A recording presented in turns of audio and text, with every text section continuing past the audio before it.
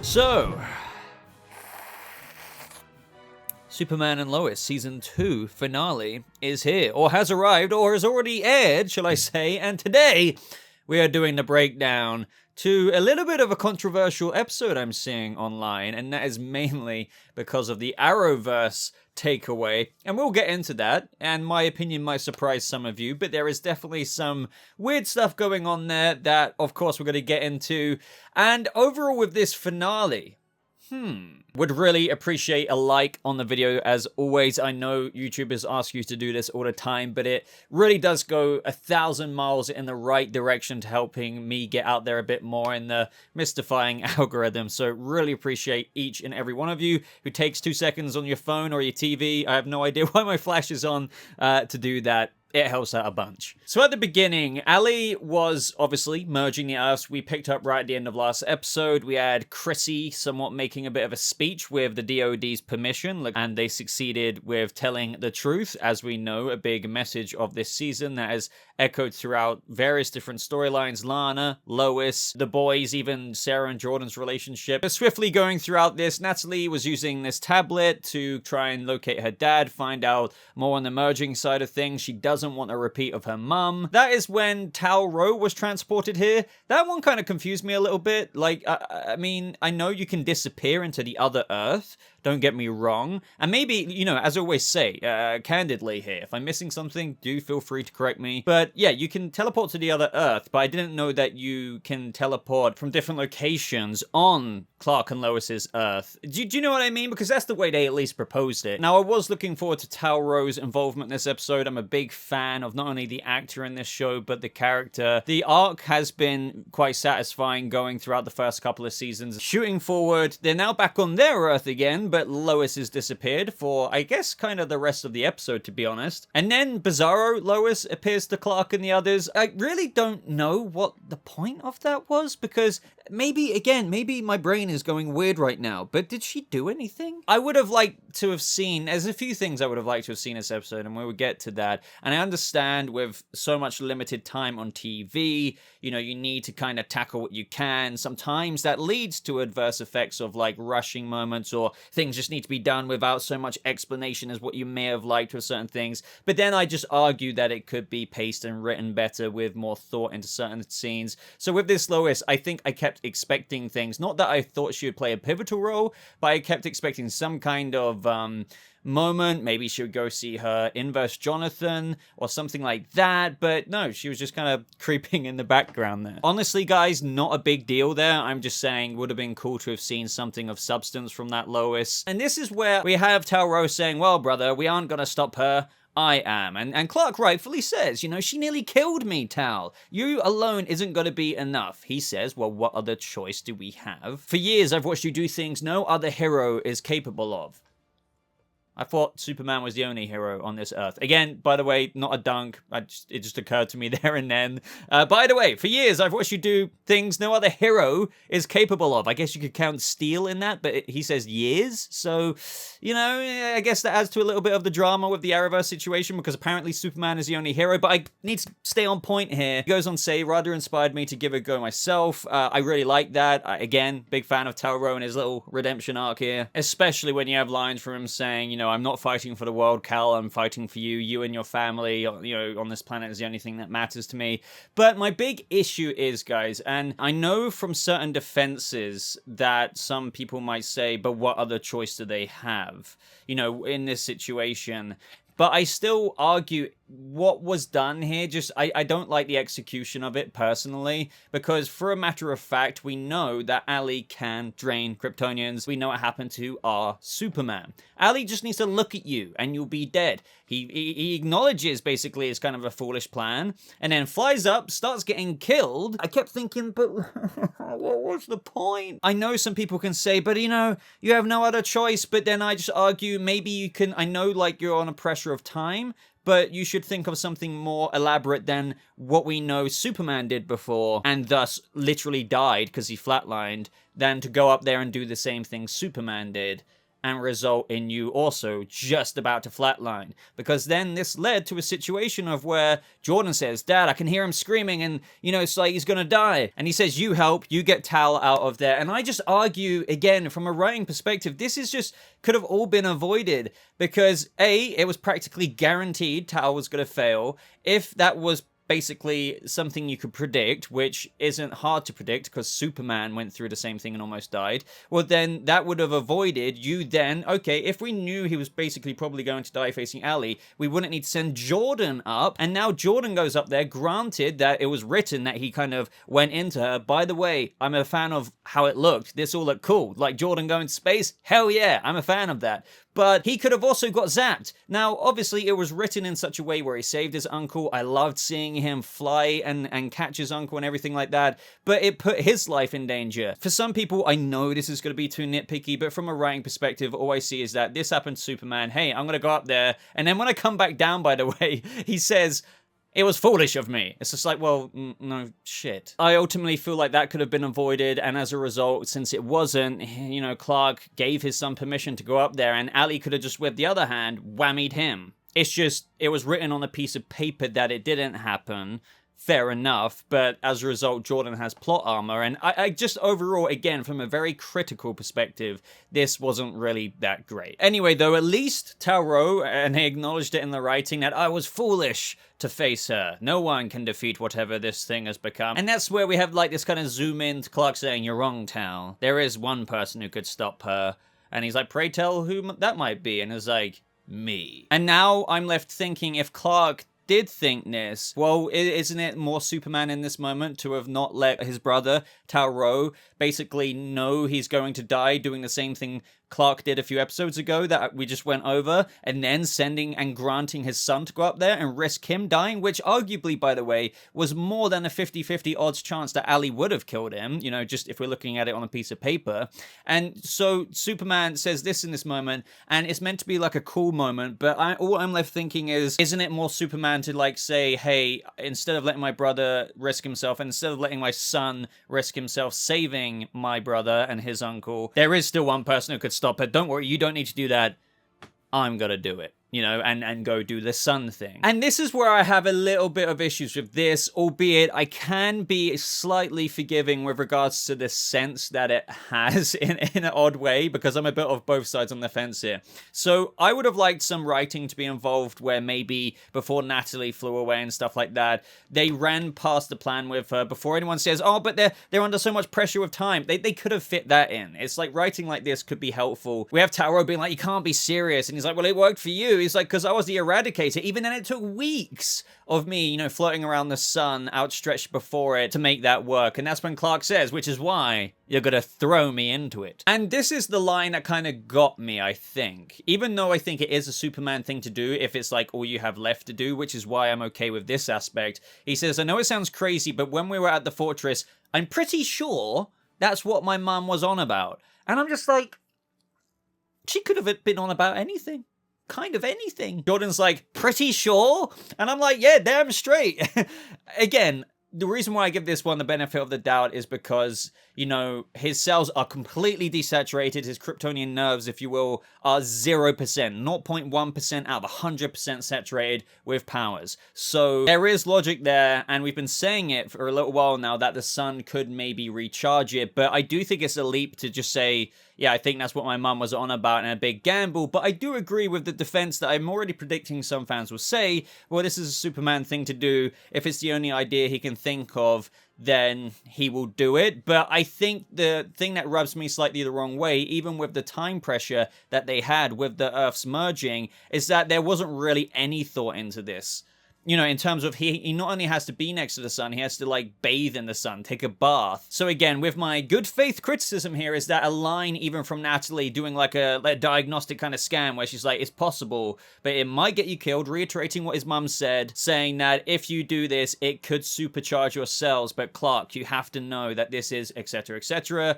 I do think they could have fit in a 19-second scene, if that, into this 42-minute-ish episode network slot to make that seem a little bit more sensible, because the way they portrayed it was just like, oh, you need to toss me into the sun. I think that's what my mum was on about. Ultimately, I think with some things in this episode like this more than others, it's more about the execution of it, not so much the idea. Again, I need to stress that I don't mind Superman making self-sacrificing decisions. I just feel like they could have executed slight bits better. And if you don't agree with me, just, again, hold your thoughts a little bit till later, because there is even more to add on to this, which I do feel like they could have, again, executed just that much better. Meanwhile, we have good old Natalie go through the portal. Jordan Henry Irons, I guess, is leaving like a recording message to her, because he's just talking to her as if she's there, but she isn't. But then she arrives, and he basically thought that she received the full message that, bring some XK in the pods and we'll send it to the portals and blow it up. She obviously didn't get that part of the message because it kept breaking up. And so there was this kind of idea that they drain their XK power from the suits that they coated them with into the pod that she brought with her. He agrees, and we'll revisit this in a little bit, because, the finale with how much they need to accomplish is dying all over the place. So this is where we get to, and this might actually be me nitpicking, I do admit this one, because it, stuff like this isn't completely defined, even though we do have to go off that Clark doesn't have super hearing. We know that his cells are completely desaturated, like literally damaged. For all intents and purposes, I guess he's meant to be human, because that was demonstrated with how he can completely get wrecked. He can't hear, Jordan saying, Dad. And here we have Superman and Tao-Ro literally right on the perimeter of the sun, and he's talking and breathing in space. So I guess already some people, and this is why I'm going to give it the benefit of the doubt, even though he's got completely desaturated Kryptonian cells that are nerve damaged to the point of where he is almost human-like, I guess the fact he's still Kryptonian allows him to withstand the fact that he should melt there and then, and I guess talk in space. I think for me, the thing that was like picking away at my brain is just like, well, if he can't hear with any kind of enhanced hearing because he's Kryptonian, right? Jordan saying dad on the porch. Well then, if he can't even do that with any somewhat minuscule aided hearing, then why would he have any kind of somewhat minuscule resistance to the sun in this moment, or being able to kind of talk in space? So he's still Kryptonian, so maybe there is some factor there. Tao in this moment, big fan of this, more or less says that he loves his brother, and he's like, I love you too. Which is when Superman gets thrown into the sun. And this is where the big ass controversial speech happens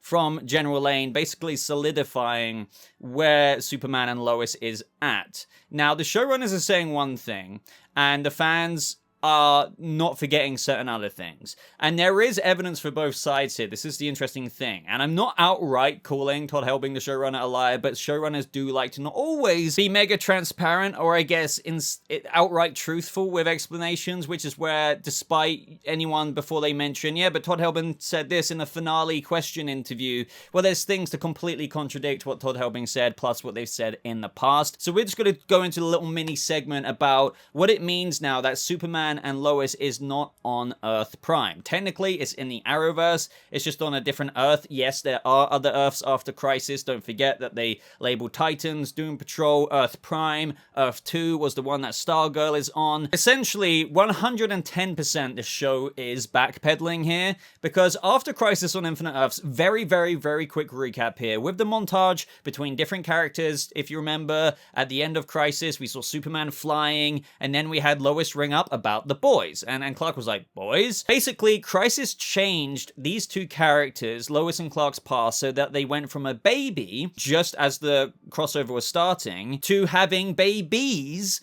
many years earlier. That was the Crisis change. Crisis on Infinite Earths has the power to completely retcon things like that. So again, to repeat it, they had a baby like in a crossover when the Monitor was talking to them, but because of the change, as it stood back then, they just had kids much earlier, except it was, instead of one baby, two, and thus it was like, what, 14, 15 years earlier, because Jonathan and Jordan are like around 15 years old in high school. And so it was, boys in present day. Now, before anyone says, yeah, but that was a different Earth, and I know Todd Helbing is saying that the Superman and Lois from the crossover with One Baby is still on Earth Prime, but again, many things to contradict this. Now with Diggle, before anyone says, ever heard of doppelgangers? Ever heard of the multiverse? The reason why we've seen Diggle before was just another Diggle. Well again, the reason why the show is backpedaling here, and they're saying it's meant to be another Diggle, when it wasn't really, because, well, explain how there was going to be literal crossovers with shows like Batwoman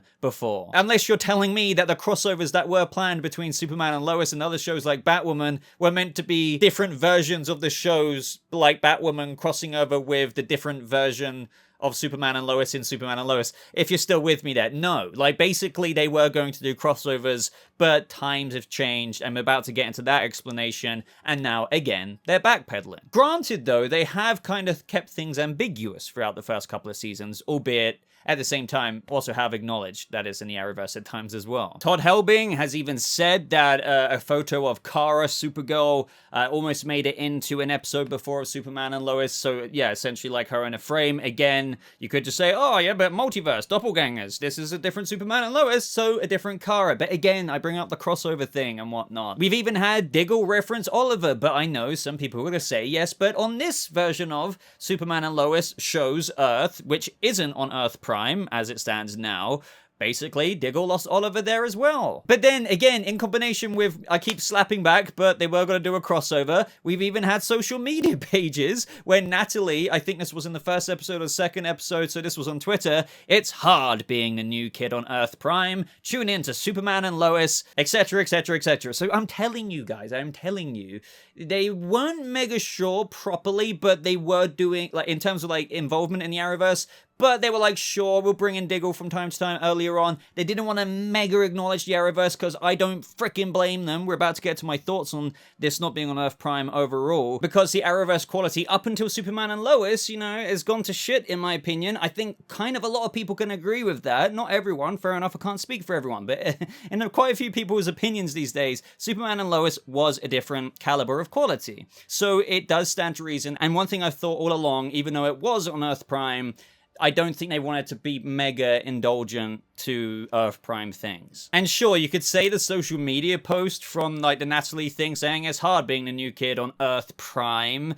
tune in Superman and Lois. It's like, well, the social media intern or whatever didn't really, you know, it's like, what do they know? But I'm telling you guys, like, there's some backpedaling going on here. They're basically kind of retconning and embracing the retcon now, which they've kind of been avoiding, you know, the larger Earth Prime connection at first, throughout the first couple of years, but now they're embracing it. And I believe even Todd Helbing says that it was actually a part of the plan all along, but they were told to keep it secret until the season 2 finale. Again, no disrespect to Todd Helbing here, but, you know, it's not unusual for showrunners to shuffle things with their words when talking in interviews like this for the sake of political frickin' fan discourse and whatnot. By the way, Todd Helbing is now going out of his way in these interview questions and answers to say that it's meant to be a different Diggle and that they wanted him to look different in this finale, except a couple of weeks ago in The Flash, you have Diggle looking identical to the Diggle in this finale. Yes, I know people, the defenders are going to say, well, it's a multiverse, but keep telling yourself that. And by the way, let me get this clear. Personally, I don't mind this whatsoever in terms of if they want to distance themselves from Earth Prime and somewhat the Arrowverse. Again, I include the Arrowverse in that conversation because, yes, they're technically within the Arrowverse, just not on Earth Prime. But you could say that about Titans because of the end of Crisis on Infinite Earths. Yet, I don't think many people really regard Doom Patrol and Titans within the Arrowverse. Unless you really want to kind of go bottom tier level like line of like, well, technically the DC multiverse is a massive multiverse. You had Ezra Miller's Flash talking to Barry Allen, so by that definition, the DCEU is within the Arrowverse. So, like, again, sure, if you want to get to that level, then yeah, but, you know, I don't blame them, back to my point, for wanting to distance themselves a little bit from the Arrowverse, and it's likely because of all the shows ending, to be honest with you. Think about it. Black Lightning, gone. Naomi, gone. Supergirl, gone. Legends, gone. Arrow, gone. The Flash, season 9, likely its last season next year. So think about it, especially with a big quality difference in my opinion. And also at the end of Todd Helbing's quote, he says, but I just felt like for our show, and particularly now, which is a very interesting way to word it, with shows unfortunately ending, it seemed like the best decision to have Superman and Lois on its own Earth. So I know he says at the beginning of that paragraph, discussions were had in season 1 with DC, so I knew that was the way we were going to do do it, but I was asked not to reveal it to the public until the end of season 2. I don't know about that, because at the end of it, saying particularly now with the show's unfortunately ending, which is why I feel like it has been something fully in flux, and I disagree with that it's been a part of the plan all along. I truly do disagree with that. I don't particularly care. I think that's the bottom line, by the way. I don't particularly care about this. I get why other people care about it, but the whole narrative is 100% a bit of backpedaling in terms of Superman being the only hero in this Earth, as they quite literally acknowledge, the General Lane's speech. I've been a part of the DoD for a long time, seen things you would not believe, glimpses of other worlds, leagues of superheroes they have on them. And even though we only have your father on this planet, cut back to Tower Row, I've seen you do things that other heroes aren't even capable of. Wait, what? Either way though, bottom line, end of this ramble, Superman and Lois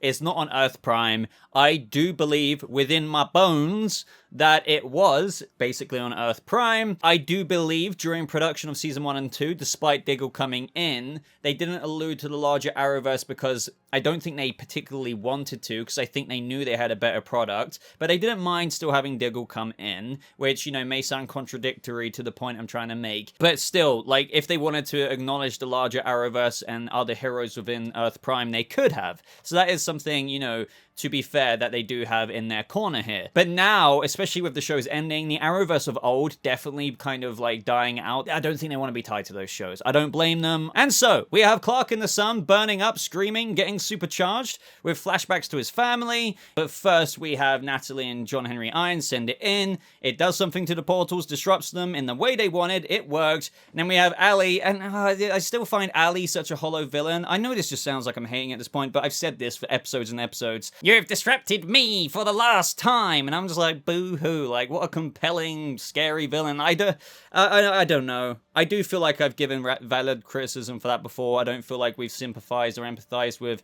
Ali enough, so right now she just really does feel like a video game boss to me. You disrupted her grand plan, so now you've disrupted me for the last time. Ooh, woo. This is when Clark bursts out the sun like a gilded Superman, so this is the stuff that, again, subjectively, I was like, damn, this looks cool. He really does.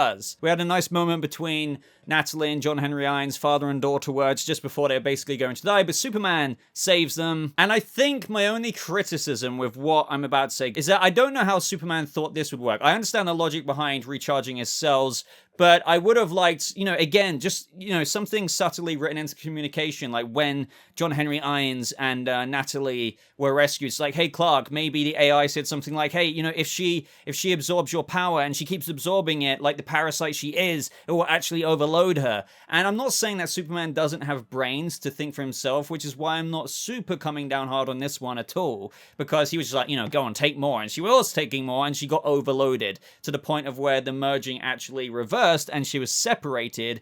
But the biggest thing, again, so that one isn't really a big deal for me. It was when Superman landed back on the Earth. We got that amazing shot, by the way, of Superman just screaming, gilded kind of look, as I said. And it's like he slammed the floor, and this solar flare energy just completely radiated out of both Earths, because both Earths were within each other at this moment. To be honest, it's almost already too late. But somehow Superman knows what to do to reverse that with again, I can give Superman the benefit of the doubt being I'm going to just try and overload her with the energy. I mean, it could easily be argued that this would just hype her up even more. Even with the power of the sun, it would make her more godly. But you know what? Screw that. He just somehow knew that through more power, it would wreck her. But this next bit, the solution, when both Earths were within each other, he knew how to fix that, with Supernova kind of punching the planet, sending these solar flare-like energies radiating out. And I just kept thinking, how did he know that was going to work? How did he know that that massive explosion that you're seeing on screen right now wouldn't blow up the planet?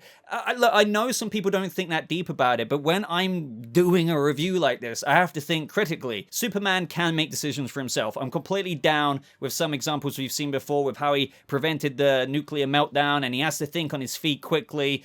I don't mind him having to make sacrificial decisions, being like, look, this might not work out if you throw me in the sun, but screw it, I'm going to do it anyway. But when it comes to impacting, I guess, every single person on the planet in this moment, I don't know how he thought that was going to solve everything. There was no plan, rhyme, or reason remotely. It's just again, it's one of those things where the writing is such as what I say sometimes. It was written in the script, it was written on a piece of paper so it happened in the show. And that's not always the best writing, is it? And I'm not saying we should have taken 25 minutes saying, hey, Clark, you need to do this if you calculate your punch. But I'm just saying, you know, like they kept overlapping scenes with certain scenes. If we had like a scene of like General Lane or Natalie, who had been saved at this point, saying, hey, Clark, you know, if you do this, you know, or something that complemented Clark's newfound solar power, in that if he does this, it would somehow disrupt the Earths, which were already within each other, from merging. That would have made it that much more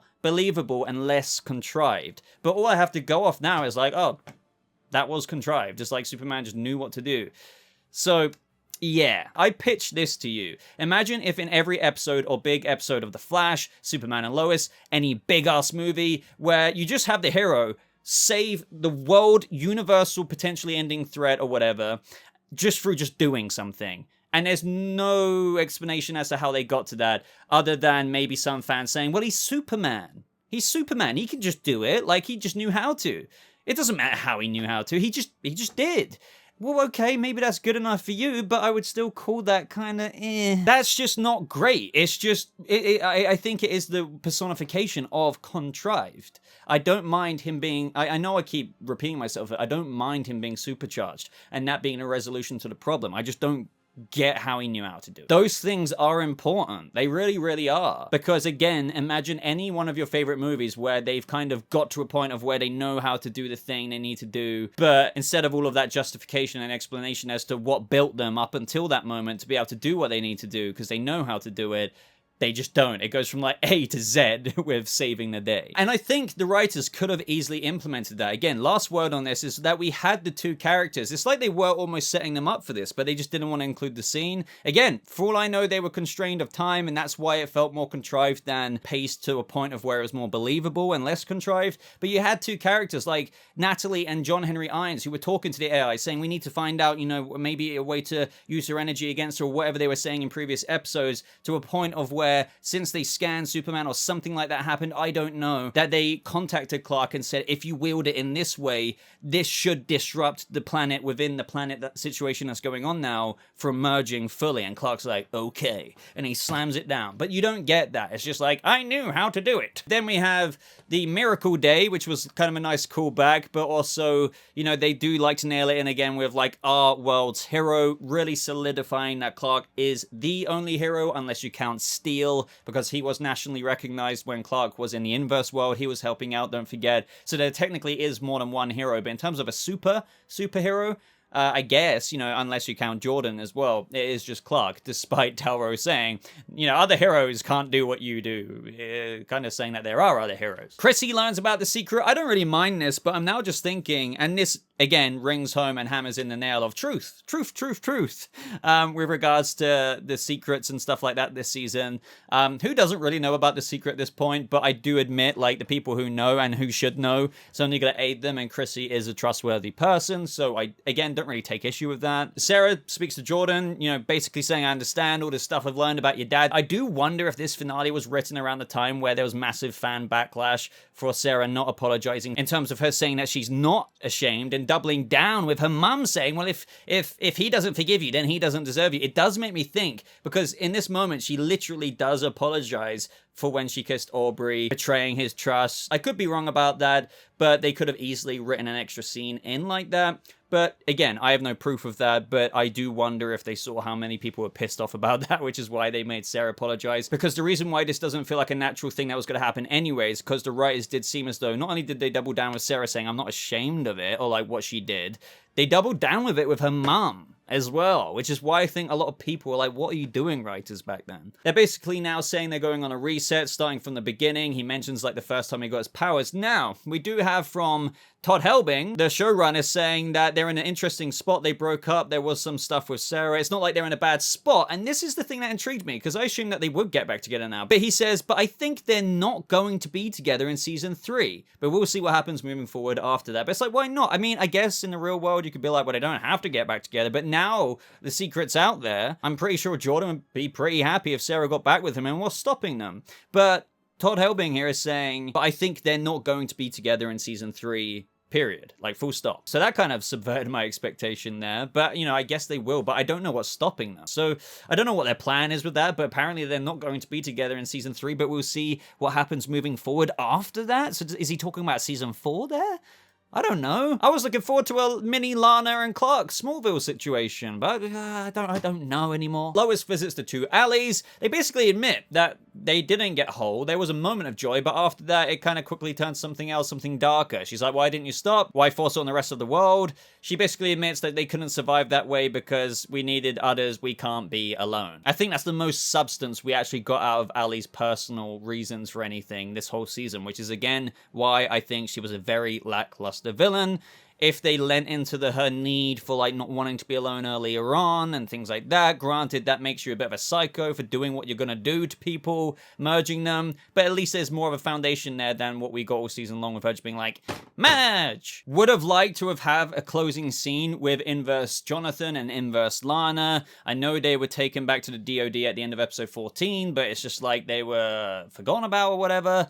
I guess they could come back in a future season if there's any kind of outbreak with Allie again, even though she's separated. I don't really know. It's just all we know is that there's a Bizarro Jonathan now at the DoD with a Bizarro Lana. We also have 2 cars for Jonathan and Jordan from Tauro, and we have Clark almost kind of shout out to Tauro, even though he's not there, thinking that he was, saying a very misguided and irresponsible way of apologizing, but I have an issue with this. How did Tauro get to the other Earth? Why would he even want to? Because his lines here is that he literally says, "Hello, weird Smallville, through might and metal I have traversed worlds that I may join your ranks."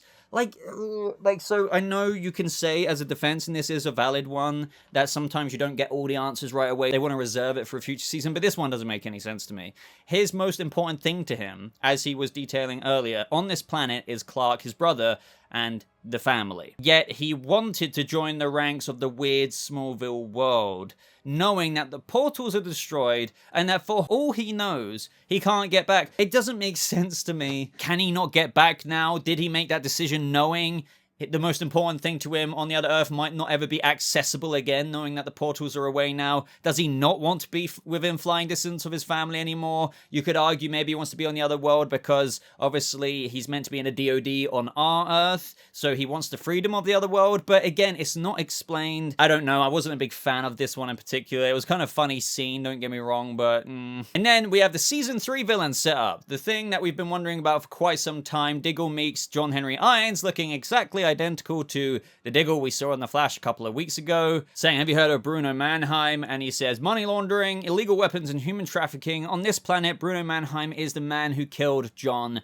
Henry Irons. He is the leader of Intergang," so it basically sets up this story for the next season. And also combine that with the ending is, you know, I've been wondering, is there going to be anything big with Jonathan? Now, they're kind of still hammering down that he's not got his abilities yet. That doesn't mean he won't be, because as Todd Helbing said at the end of this finale kind of Q&A, he is only 15. You never know what's going to happen. But until those abilities manifest, we do have Clark having spoken to his mother, and then relaying to Jordan that my mom's been wanting to meet you. Got some pretty cool Kryptonian technology you might be interested in. You can ask her yourself. So I thought that was very accommodating, because my boy Jonathan always sat on the bench, not fair, and now you can assume that the Kryptonian technology is going to be something probably similar to the Steel suit, maybe not an actual suit. You could argue it might be a Kryptonian kind of war suity thing, but it could be some Kryptonian technology where it's kind of like a light aesthetic design, very close to the skin, that might allow him to levitate with Kryptonian technology, be protected in that way. Either way though, that is the end of my very, very, very, very long review. Overall, I thought this finale wasn't the best written thing. I thought it wasn't executed the best way. It still had some really cool moments. I'm happy for where things are being set up, I guess, in some regards to season 3. The villain sounds interesting enough to me, Intergang-wise. I'm looking forward to the fortress and what that will mean now they've put it out in the sea. I guess Aquaman's permission doesn't need to be asked for, considering that, you know, Superman's the only hero on this Earth. I don't think Allie was that much of a great villain. Plus, again, even with the takeout, with the cool shots, you know, the cool shots aside, maybe some of you do, but I do just kind of feel like saying, who cares about Allie? Like, oh, she was taken out, kind of like spamming the A button, trying to take out a video game boss. It didn't feel like anything that was invested in. Like, sometimes we are invested very much so in the villain being taken down and some epic thing, but here it's just like, yeah, there was some epic shots of like this gilded supernova Superman, but like the substance to the villain being taken down, I couldn't give a crap, to be honest with you. Like, and I really love this show. I'm just saying, villain, not interesting. So I do think Superman Lois season 1 was better. I will say that. That's not a massive dunk on season 2. There were some great things this season. It still is more quality than that of other Arrowverse shows, but I do think it was not as good. I think the pacing was interrupted in terms of fan interest as well. I've seen that admitted left, right, and center, only with regards to the breaks, kind of breaking up that interest, unfortunately. Hopefully that won't be happening again next year. But ultimately, I leave the floor to you guys in the comment section. What did you think of this episode? Did you still like thoroughly enjoy it regardless? Did you like still enjoy it kind of like me, but see like a few issues here and there? Let me know any and all thoughts you have. I will be doing some bonus videos on Superman and Lois season 3 with some of the interview questions that have come out, getting into the villain and everything like that. So stay subscribed to the channel, like the video if you did enjoy it, and hey, if you're brand new and you're not subscribed, maybe consider subscribing today. But thank you so much for watching. I hope you all have a lovely rest of your day, and I'll see you fellow Kryptonians in the next video. Goodbye.